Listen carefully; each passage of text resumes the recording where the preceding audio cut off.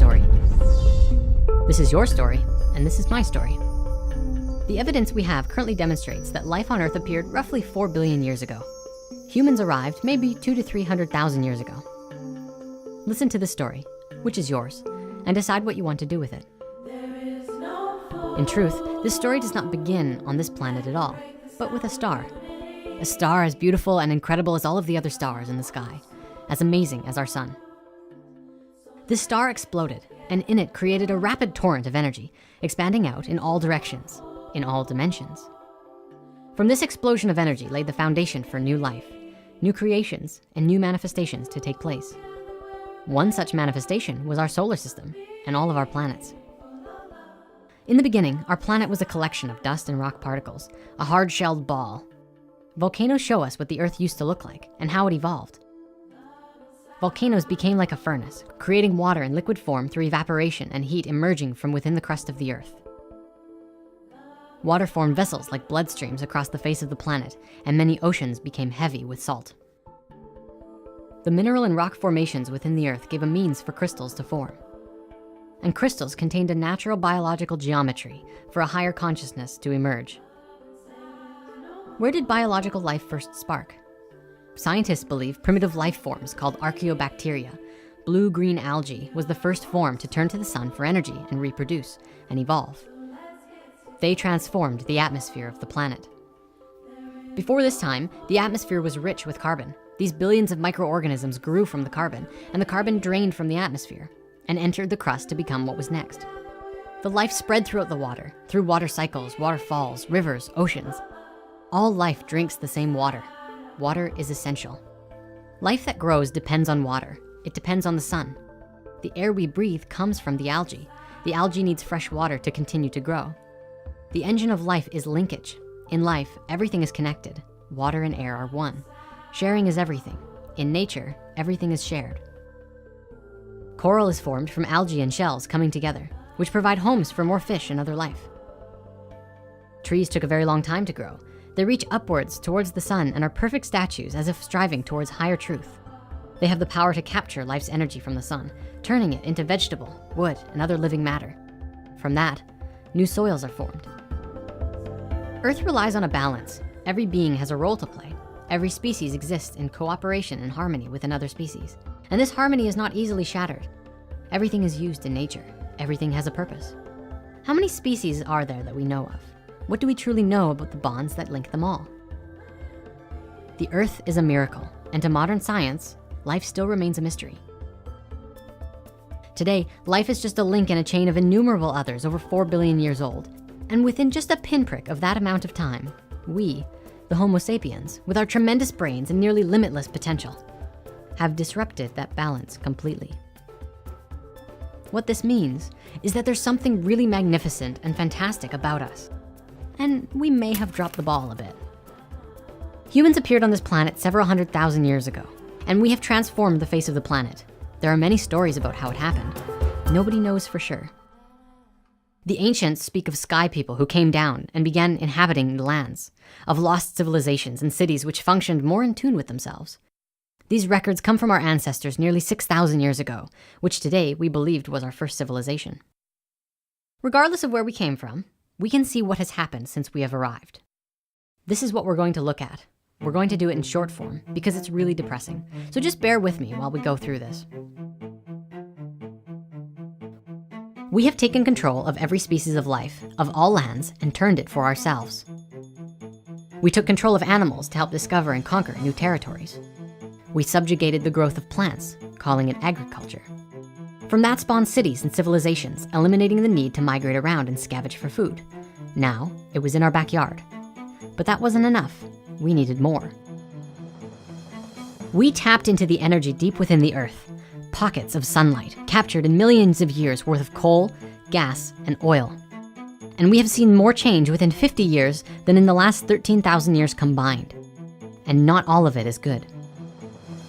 Cities like New York and Los Angeles are symbols of the exploitation of oil and the resources that we have forcibly extracted. There aren't many farmers left, and the industrialized farming actively poison our foods with pesticides, which in turn poisons us. Don't believe me? Just ask the food workers wearing radiation suits. But how can all of the food demands be met without concentration camps of cattle, where not a blade of grass can grow? Instead of grass, trucks haul in grain that is fed to the cattle to become meat to stuff our faces. Houses are cloned, copied, and standardized, wiping creativity off the map. Everywhere, machines dig, rip, bore, and tear into the earth, faster and faster, without any regard for the millions of years worth of what Mother Earth has been creating. Excessive mining will soon exhaust all of the planet's reserves. 100 millions of metric tons of fish have been exhausted. Most large fish have been fished out of existence because they no longer have time to reproduce. Globally, water levels are falling. Places like Las Vegas are the biggest consumers of water in the world, where in other places they have none, and women dig aquifers day after day. Deforestation tears up the earth to make way for new factories. In some places, deforestation is a last resort for survival. Every 1 in 6 humans live in a crowded, overpopulated environments and don't have access to clean water or even electricity. The current plan, it seems, is to pick every pocket of sunlight and use it all up until there's none left.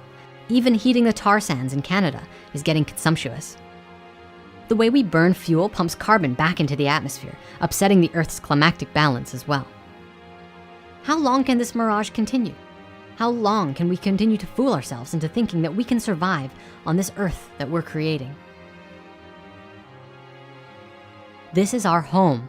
It is our responsibility to ourselves and to everything else on this planet to correct the mistakes that we've made. Now, I'd like to make something clear about what's just been shared. What we've been looking at, the poverty, the water levels, the exploitation of oil, and raping Mother Earth's body for anything that we can get our hands on. Well, this is often looked at as the cause of what's going on. In truth, this is the result. This is what we've created as a result of what's going on.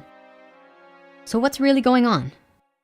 This is something we've looked at before in spirit science. This vibe that often feels like a gnashing, gnawing, tearing apart feeling.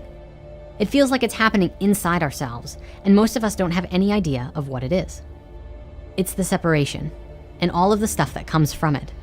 The fear, the anxiety, the I'm not good enough, the I want to have power over you. All of that is the result of the same thing, the feeling of being separate. The illusion that you are separate, and the fear and the hurt that comes along when you think that you are alone. You are not alone. We are not alone. It's time that we recognize that we are the power. We are the planet. We are the ones to create the new world for ourselves. It's not up to someone else. It's not something we need to vote on. It's not even something that we need to wait to do. It's a space that we can come from, a space that we can come to within ourselves. All of the problems of the world could be fixed overnight if everyone could come from that space. In the current world, we lie to ourselves and each other all the time. We tell each other that we can't do it, that we're not good enough. When we lie, every action we take is in defense of that lie. Until we can come to a space where we are honest with ourselves, then we can start to be real with ourselves. When we come from that space, we can come to the table with something new. A new space that says, okay, what's going on? How can we fix it? Through conscious conversations with each other, we can think of new ways of doing things. Hey, shut that machine off. It's poisoning us. Done. Hey, let's rewrite our healthcare system. Let's try doing something new that works. Done. Hey, let's make all cars 100% electric. Let's make a way of generating electricity for free. That space you come from that makes that kind of conversation possible is the heart, the unity consciousness, the Christ within, also known as just plain honesty. It's a space that doesn't deny what is real in favor of a more convenient lie. It's a space that is honest about how one feels and what one sees. It's a space that listens with the intention of understanding what another says, rather than just waiting for the other person to stop talking so that you can start talking again. It's a space that's compassionate for all humans, all life, from the best of them to the worst of them.